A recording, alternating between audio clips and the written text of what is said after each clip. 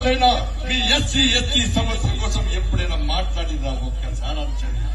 అలా నిరుద్యోగ సమస్య మీద బండి సంజయ్ కొట్లాడితే టీఎస్పీఎస్సీ పేపర్ లీక్ చేస్తే 60 లక్షల మంది నిరుద్యోగ యువత భవిష్యత్తును కేసీఆర్ నాశనం చేస్తే నేను కొట్లాడితే నిరుద్యోగ యువత కోసం జైలుకు వెళ్ళి బండి సంజయ్ బీఆర్ఎస్ కాంగ్రెస్ పార్టీ అభ్యర్థులు జైలుకుంటే నిరుద్యోగ యువత అరే 317 జీవో పడుతుంది. ఉద్యోగులు ఉపాధ్యాయులను చెట్టుకోని పుట్టుకోని చేస్తే ఇదే స్థలంలో ఇదే ప్రాంతంలో నేను కొట్లాడితే పోలీసులు నా ఆఫీస్ మీద దాడి చేసి నాతో పాటు నా కార్యకర్తలను గుంజుకుపోయి అరెస్టు చేసి అనేక మంది కార్యకర్తల కాళ్ళు చేతులు విరగొట్టి జైలు పంపిన నా బీఆర్ఎస్ కాంగ్రెస్ పార్టీ అభ్యర్థులు ఎప్పుడు రాలేదన్నారు. అదే రైతుల కోసం కల్లాలకు పోయి రైతులకు భరోసా నింపడం వస్తే అరెస్ట్ చేసి జైలుకు పోయింది నేనన్నా బీఆర్ఎస్ పార్టీ కాంగ్రెస్ పార్టీ ఎప్పుడు రాలేదన్నా. ఎస్సీ ఎస్టీ బీసీల కోసం కొట్లాడింది నేనన్నా బీఆర్ఎస్ కాంగ్రెస్ ఎప్పుడు రాలేదన్నా. అగ్రవర్ణాల్లో పేదల రిజర్వేషన్ కోసం అగ్రవర్ణాల్లో పేదల రిజర్వేషన్ ఈ తెలంగాణ రాష్ట్రంలో అమలు చేయాలని కొట్లాడింది నేనన్నా బీఆర్ఎస్ కాంగ్రెస్ పార్టీ ఎప్పుడు రాలేదన్నా. వాళ్ళు 100 కోట్లు ఉన్నోళ్ళన్నా, 100 కోట్లు సంపాదించోళ్ళన్నా, 100 కోట్లు ఖర్చు పెట్టడానికి వచ్చినన్నా. కానీ మీ బండి సంజయ్ 100 కేసులు మీదేసుకుని మీకోసం కొట్టాడుతున్నారు. వాళ్ళు గెలిస్తే 1000 కోట్లు సంపాదించుకుంటారన్నా. నేను గెలిస్తే 1000 కేసులు మీదేసుకుని మీకోసం మీకు అండగా ఉండే వ్యక్తి అన్నా. వాళ్ళు గడిలకు వారసులన్నా, నేను గరీబుని బిడ్డనన్నా. ఆలోచించని గరీలకు వారసుగా ఉన్నా, మీ గరీబుని బిడ్డగా ఉన్నా. ఈ తెలంగాణలో ఉన్నటువంటి తెలంగాణ సమాజం ఆలోచించాలి. ఈ కరీంనగర్ పార్లమెంట్ నియోజకవర్గ ప్రజలు ఆలోచించాలి. అన్న 2 నెలలు కోవిడ్ తో పోయింది. ఇలా 3 సంవత్సరాల్లో 12,000 కోట్ల రూపాయలకు పైగా నిధులు తీసుకొచ్చి కరీంనగర్ అభివృద్ధి చేస్తే బీఆర్ఎస్ కాంగ్రెస్ పార్టీలు ఇద్దరు కలిసి రాత్రి కూర్చొని మాట్లాడుకొని బండి సంజయ్ ఏమీ చేయలేదని చెప్పి ఇలా తప్పుడు ప్రచారం చేసే ప్రయత్నం చేస్తున్న విషయాన్ని ఒక్కసారి గుర్తుంచుకోండి. అరే బీఆర్ఎస్ పార్టీ అభ్యర్థి ఏ రోజన్నా కరీంనగర్లో రైతాంగం కోసం వచ్చిందా? ఏ రోజన్నా మీకోసం వచ్చిందా? 5 సంవత్సరాల అధికారం ఉంటే కేసీఆర్ కుటుంబానికి పైసలు సంపాదించి భూములను ఆక్రమించుకోవడానికే బీఆర్ఎస్ పార్టీ అభ్యర్థి వేడు. అధికారం పోయిన తర్వాత మొన్నొచ్చి రైతుల మీద మొసలి కన్నీరు కాపుతున్నాడు.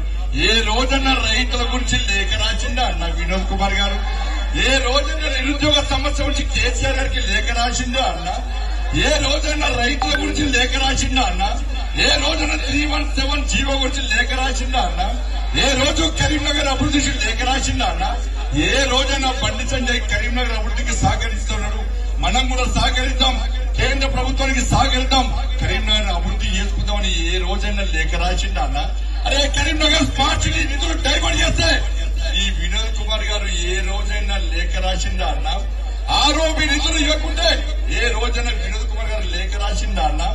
ఇలా ఏం లేఖ రాస్తారంటే కేసీఆర్ పైసలు సంపాదించుకోవడం మాత్రమే టైం పాస్ చేస్తారు. ఇది బీఆర్ఎస్ పార్టీ అభ్యర్థి. కాంగ్రెస్ పార్టీ మీకు తెలుసా? ఎప్పుడన్నా చూసిండానా? Vinod Kumar non local. వినోద్ కుమార్ గారు ఈ కాంగ్రెస్ పార్టీ లోకలా నాన్ లోకల్ అవ్వదు. ఇలా నేను పోటీ చేస్తున్నా, మీరందరూ పోతున్నారు. పోలింగ్ బూత్ పోయి బండి సంజయ్ నరేంద్ర మోడీ గారు వారసులు ఇచ్చేసిండు అధ్యక్షుడు చెప్తారు. ఇలా కాంగ్రెస్ పార్టీ క్యాడరే కన్ఫ్యూజన్ ఉంది. నేను పోలింగ్ బూత్ లో పోయి ఇళ్లలో తిరుగుతుంటే ఈ నాగేంద్రరావు గారు ఎవరంటే మాకే తెలియదు. మరి ఎవరి నుంచి ఓటారంటే మాకే తెలియస్తారంటున్నారు. ఇవాళ కాంగ్రెస్ పార్టీ ఉద్యమాల్లో పాల్గొన్నది, ప్రజా సమస్యల మీద తెలియదు. ఎప్పుడు కరీంనగర్ రాలే. ఢిల్లీలో పైసలు ఇచ్చి, హైదరాబాద్ లో పైసలు ఇచ్చి ఇవాళ టికెట్ తీసుకున్న వ్యక్తి గురించి కాంగ్రెస్ పార్టీ క్యాడర్ ఆలోచించారు. మీ కాంగ్రెస్ పార్టీ క్యాడర్ నేను అప్పీల్ చేస్తున్నా. మీ కాంగ్రెస్ పార్టీ కోసం ఏ రోజైనా వెలిచాల రాజేంద్రరావు గారు అనే వ్యక్తి మీ కాంగ్రెస్ పార్టీ జెండా పట్టిందా? మీ కాంగ్రెస్ పార్టీ ఉద్యమాల్లో పాల్గొనరా?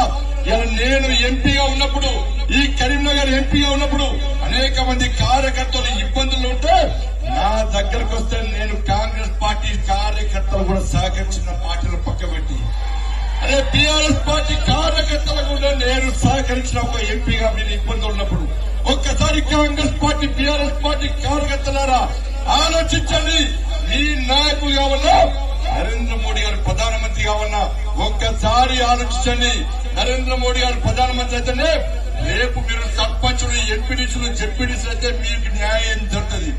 కేసీఆర్ గాని, రాహుల్ గాంధీ గాని, సోనియా గాంధీ గారు అంటే మీకు ఏమీ జరగదు. మా captain Indian political league match మా కెప్టెన్ నరేంద్ర మోడీ మా కెప్టెన్. కాంగ్రెస్ పార్టీ కెప్టెన్ ఎవరైనా కెప్టెన్ లేకుండా మ్యాచ్ ఉంటుందా అన్న? కెప్టెన్ లేకుండా ఇలా మ్యాచ్ ఆడుతుంది కాంగ్రెస్ పార్టీ. బీఆర్ఎస్ పార్టీకి నా ప్లేయరు లేరు, నా కెప్టెన్ లేడు బీఆర్ఎస్ పార్టీ. కాబట్టి దయచేసి కార్యకర్తలారా, సమయం లేదు, వారు త్వరగా వెళ్లారు కాబట్టి మీరందరూ నా ఒకటే రిక్వెస్ట్, బూత్ తిరగండి, తప్పుడు ప్రచారాన్ని నమ్మకండి. ఇలా కాంగ్రెస్ బీఆర్ఎస్ పార్టీ కలిసి ఇవాళ వాళ్ళిద్దరు కలిసి నిర్ణయాలు తీసుకున్నారు. బండి సంజయ్ ని ఓడగొట్టాలంటే నువ్వు ఇది మాట్లాడు, నేను ఇది మాట్లాడతా. ఇక్కడ కాంగ్రెస్ పార్టీ నాయకుడు ఉన్నాడు, ఏం మాట్లాడుతుండో ఆయనకే తెలియదు. ఆయనే మన ప్రచార సారథి, ఆయన మాట్లాడిన మాటలతోనే ఇలా కడుపుల గుడ్డుడు, తన్నుడు, తిట్టుడు, అదే కాంగ్రెస్ పార్టీ ప్రచారం.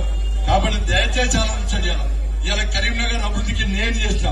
ఇలా నరేంద్ర మోడీ గారి ప్రభుత్వం ఏర్పడుతుంది కాబట్టి నిధులు తీసుకొచ్చే అవకాశం మనకుంది, అభివృద్ధి చేసే అవకాశం మనకుంది. కాబట్టి నరేంద్ర మోడీ గారు ప్రధానమంత్రి కావాలంటే ఇక్కడ భారతీయ జనతా పార్టీ అభ్యర్థిగా పోటీ చేస్తున్నా, నన్ను భారీ మెజార్టీతో గెలిపించాల్సిందిగా మీ అందరికీ విజ్ఞప్తి చేస్తూ, అన్ని వర్గాల గురించి ఆలోచించే పార్టీ భారతీయ జనతా పార్టీ. 27 మంది బీసీ ఎంపీలను మంత్రులు చేసిన ఘనత నరేంద్ర మోడీ గారు, 12 మంది ఎస్సీ ఎంపీలను మంత్రులు చేసిన ఘనత నరేంద్ర మోడీ గారు, 8 మంది ఎస్టీ ఎంపీలను మంత్రులు చేసిన ఘనత నరేంద్ర మోడీ గారు, అగ్రవర్ణాల్లో పేదలకు రిజర్వేషన్ ఇచ్చిన ఘనత నరేంద్ర మోడీ గారు. దయచేసి ఆలోచించి పూర్తికి ఓట్లు వేయాల్సిందిగా మీ అందరికీ విజ్ఞప్తి చేస్తూ 13వ తారీఖు వరకు మనం పూర్తి సమయం ఇచ్చి మనం పనిచేయాల్సిందిగా మీ అందరికీ విజ్ఞప్తి చేస్తూ, ఒక్కసారి కిషన్ రెడ్డి గారికి మాట అన్న 13వ తారీఖు వరకు మేము అన్ని పనిచేస్తాం.